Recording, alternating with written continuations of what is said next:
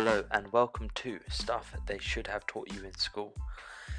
And I am, of course, your host here today, Mr. Monsui, on this lovely Sunday morning, getting ready for the week coming ahead, I hope, or maybe you're still in bed with a hangover. I don't know, especially as bars and pubs have opened up, at least in this country, after many waves or different lockdowns. I don't know, I lost track of this coronavirus, but anyway, I hope that all my listeners and subscribers out there are all well and your families are also all well. So, quick disclosure, these are always done in one take. I do have a couple of notes in front of me, key points I want to get across, but apart from that, it's all done in one take and it's basically freestyled. So, today's episode will be the first in a mini series that I'm going to be doing called What Do Young People Get Stuck On? And I had someone come to me and say, Monsui, you should do a couple of episodes on what young people get stuck on. So I thought, okay, you know what, I guess they do get stuck on a lot, and you know, at the end of the day, you're just getting thrown out into the world and you've got no clue, and most likely your parents have got no clue as well. Or if you're lucky enough, maybe your parents do have a clue, maybe they have a bit of a clue here and there, and you can ask them some questions to help yourself. But anyway, so this is first episode, and I do have a couple of topics that I'm going to be going through, and so the episodes coming up for this mini series will be on money, emotions, how to solve day-to-day life problems, family issues or relationships, how to cope with situations both professionally and personally, your mindset when you finished your education and you're looking for a job. Now anyone who is not a quote-unquote young person, you can still listen to these episodes. Hopefully you'll still get some value, but it's mainly aimed towards the younger generation and people who are sort of getting into adulthood. You may even be, 30 years old and you still haven't quite figured out what adulting is, or quite figured out how you can make adulting work for you. So anyway, those are a couple of the topics that we'll be going through in the coming weeks. But today's episode is going to be on money. So, we're going to be talking about sort of things like, in this episode, we're going to be talking about things like how to manage your money, especially when you've got lower wages, when you're younger, how to build the right habits now that will help serve you when you start making more money. Because generally what happens, say if someone is making $1,000 and they don't really know how to manage money, they've never been taught, which is obviously no fault of their own, it really is just because school doesn't teach us that. And you can't blame your parents if they don't know and they don't teach you, because no one taught them. It's up to now we're cutting the cycle short of parents not knowing, kids not knowing, parents not knowing, kids not knowing. We're cutting that short because you will know, and then you can pass those habits and traits even subconsciously onto your kids when you eventually do have them, if you do decide.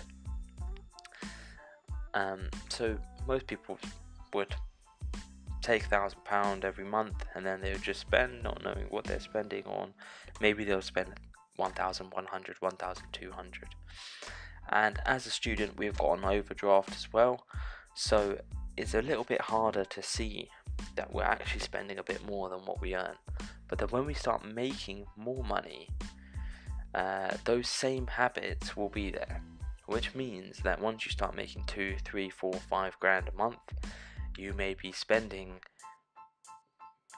a lot more, and you may not even have an overdraft. Maybe they're all going to be on credit card bills or other loans, and this is of course increasing your debt and increasing the amount that you pay out every month, and the amount that you don't pay, the amount that you still owe, is just adding interest and interest and interest. Now, you don't really want to be in a situation like that. You want to keep that money for yourself so you can spend it on beers and strip clubs and things like that because we're young, right? No, I'm joking. We want to be investing that, of course, and saving it, but yeah, spend a little bit on beers and here and there.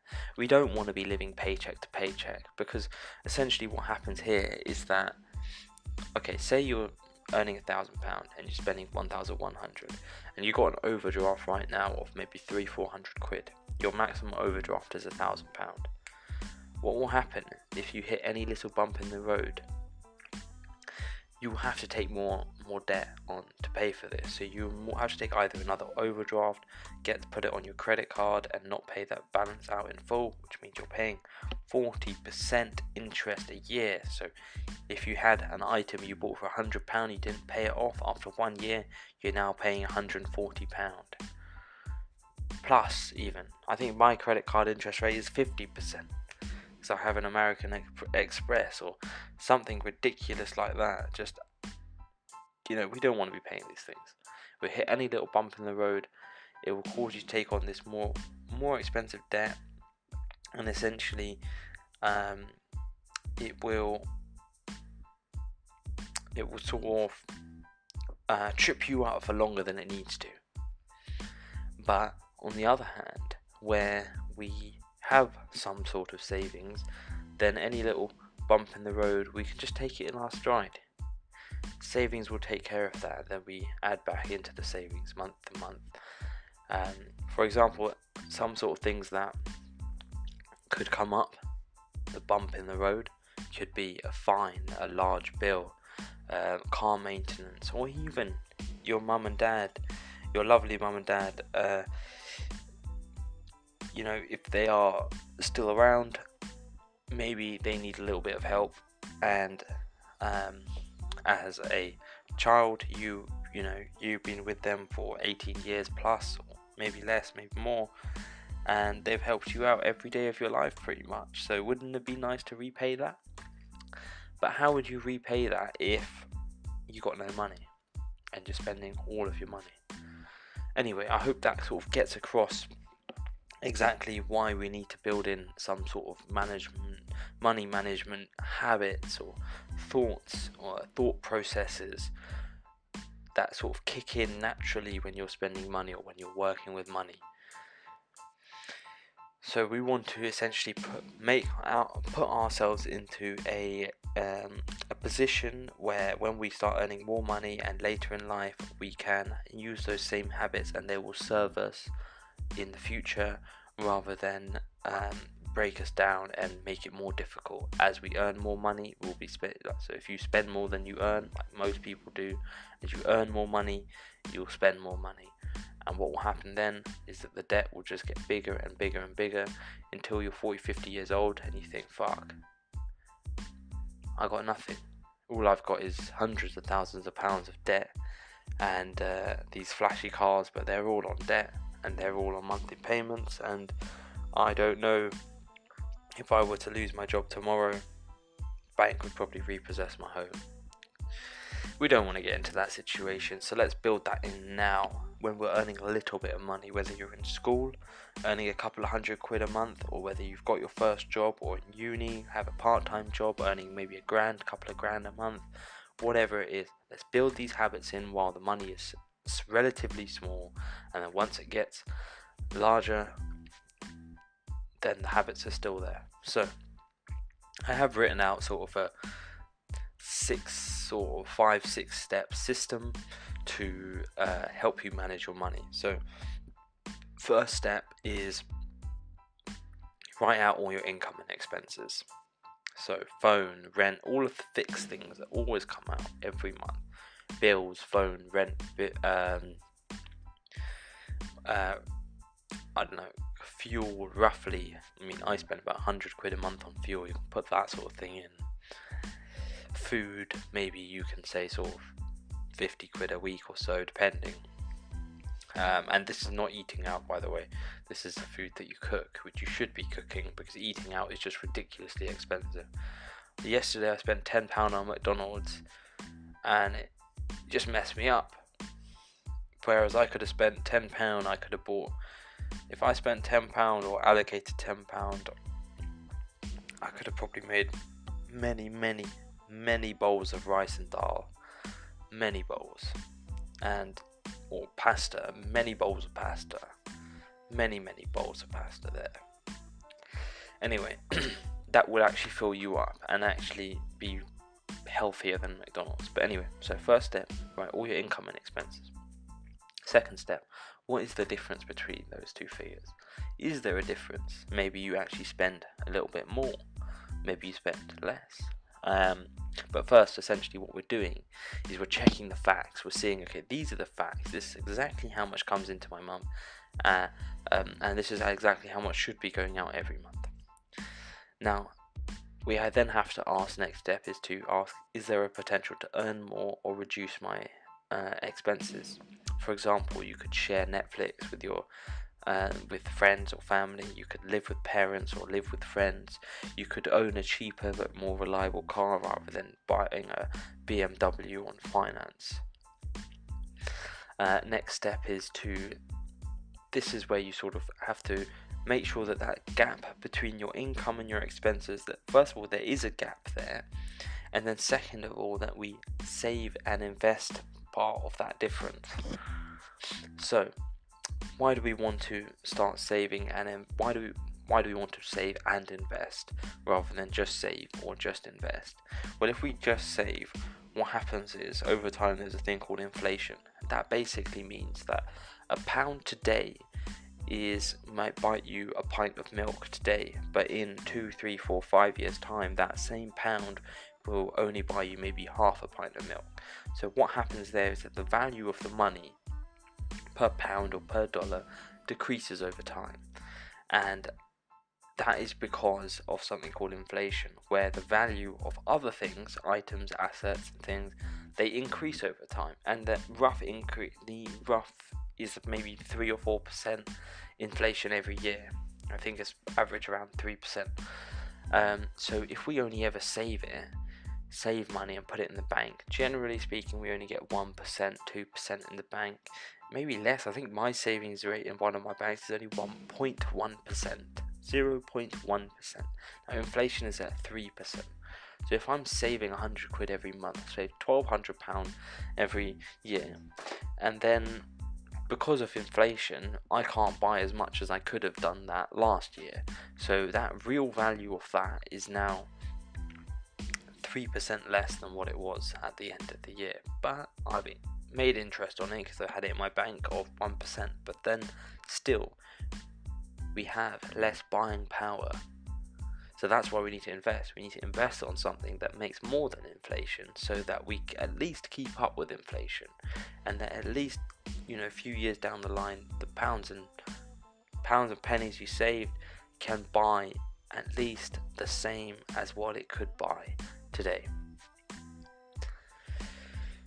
So essentially there we go. That's basically it, really, is get your income and get your expenses, make the gap as big as possible, and save and invest the difference. So we're going to save part, we're going to invest part, we're going to save part as, sort of peace of mind, rainy day money, and then the investing part can keep up with inflation. So people sometimes say maybe half and half, but it just depends, when you're it depends exactly how you feel. Like, for example, if you are moving into another town, or if you are moving house, you may want to save slightly more and invest slightly less. But if you are quite cushy where you are, maybe you're living with parents, maybe you can invest more because you don't actually need so much savings. So you can play it by ear a little bit. What do you actually need?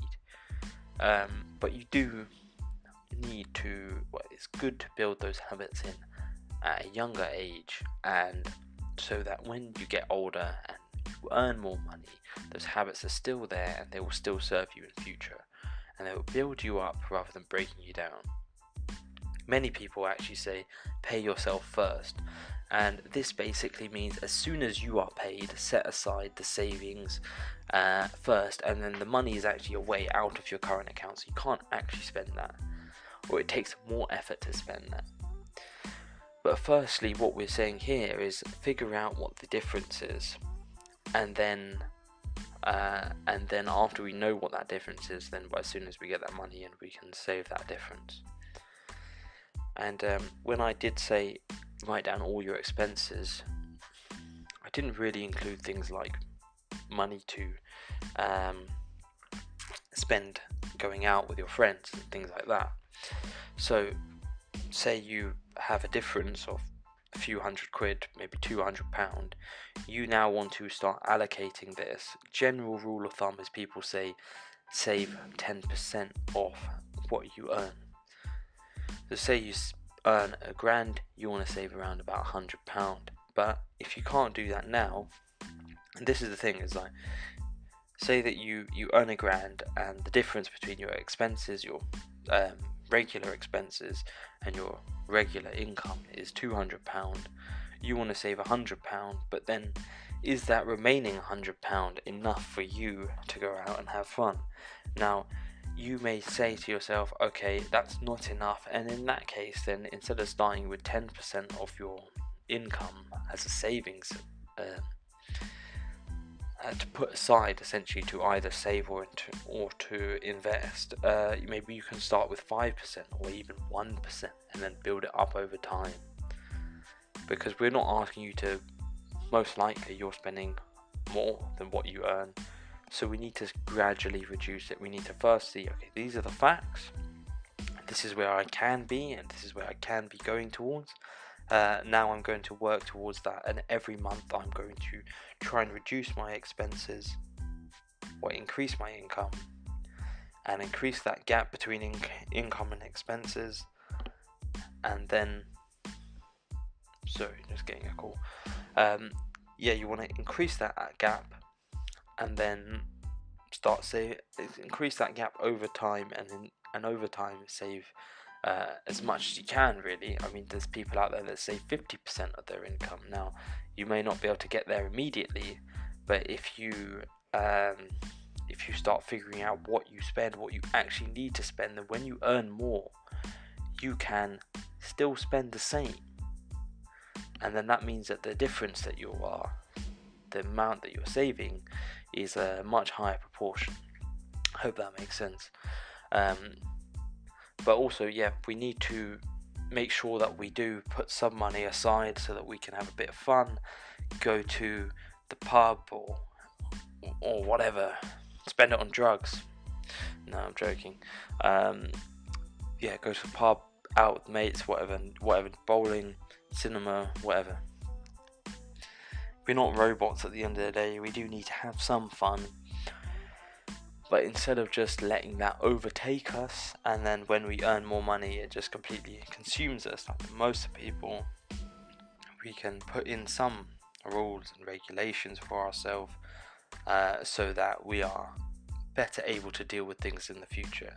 And especially having a bit of savings, not just does it make you feel like, okay, look, I've got some money behind me here. It makes you feel more confident, it makes you feel better, more at ease. Whereas if you have literally nothing, or if you're already in an overdraft, then you're thinking, driving along, if someone dings me, or if I accidentally ding someone, I'm screwed. Don't even have that 50 quid to pay my excess, or actually my excess is like 200 quid, 300 quid. How are you going to do that? Payday loans, not a good idea. There is plenty out there in the world of Google and the internet that will tell you, other tips and tricks about how to habits for money, and go ahead and research that if you feel like you need to. But the first steps really are, let's recap them actually. Write out all your income and expenses, phone, rent, bills, whatever. What is the difference between those two figures? Do we spend more? Is there potential to reduce the expenses or increase the income? For example, sharing houses or bills or certain things. And then we want to save and invest some of that difference. because of inflation essentially, and also we want to have some sort of buffer there so that if we hit any bump in the road, then we don't have to take on expensive debt. And then once you've got that difference, we can budget some of that towards sort of play money, and then we can say how much we're going to save and invest, and we want to aim for around 10%. But if we can't do 10%, we aim for whatever we can afford and then increase that over time. And then once we've got those sort of figures out there, then as soon as that money comes in, we know this is how much I can put aside straight away, so you're not tempted to spend it. Okay, I think that's about it. So remember, this is the first episode in that mini series. What do young people get stuck on? And the other topics will be coming up. I do take topic requests, and my email is monsui@icloud.com. That is in the show notes as well. So the topics that I have coming up are going to be on emotions, how to solve day-to-day life problems, family issues and relationships, how to cope with situations personally or professionally, mindset, when you finished studying and you're now looking for a job. That is quite a big difference in lifestyle, I think. Studying lifestyle compared to finding a job lifestyle. I actually find studying is actually, I don't know, partly it's kind of easier to just study and not work, but personally I study and work, so there you go. Anyway, you have been listening to Stuff They Should Have Taught You in School, and I was your host, Monsui. If you did enjoy this episode, please consider leaving a review, subscribing, liking, whatever, sharing. Thank you very much. And I hope you join me on the next episode next week. My episodes always go out Sunday at around 8 a.m. UK time. Thank you. I hope to see you soon.